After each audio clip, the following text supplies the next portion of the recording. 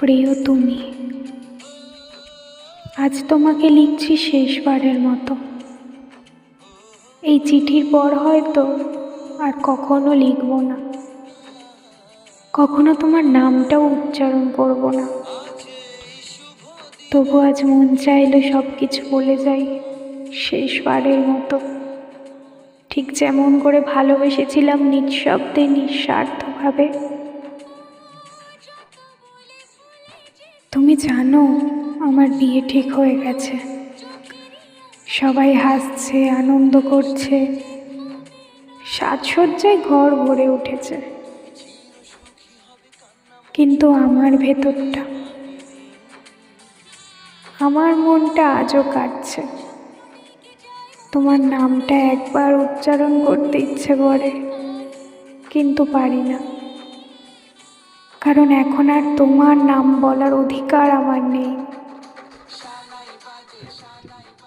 আমি জানি তোমার জীবনে এখন অন্য কেউ আছে, যেমন আমার জীবনে অন্য কেউ আসবে, কিন্তু এই হৃদয় জানে আমার ভিতরে আজও তুমি আছো, ঠিক আগের মতো।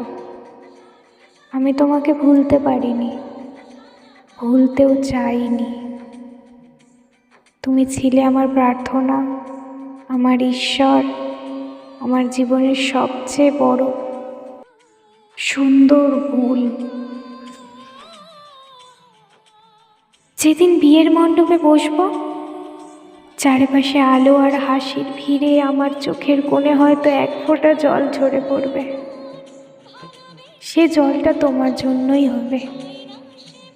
কেউ বুঝবে না, কিন্তু আমি জানবো আমি হারিয়ে ফেলেছি এমন কাউকে, যাকে আমি সত্যি ভালোবেসেছিলাম।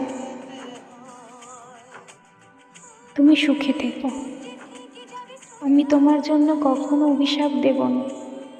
শুধু চাইবো তুমি যেন কোনোদিনও একা না হয়ে যাও। আর যদি কখনো আমার কথা মনে পড়ে, মনে রাখবে একজন একসময় নিঃস্বার্থে তোমায় ভালোবেসেছিল, নিজেকে ভুলে, সব কিছু হারিয়ে।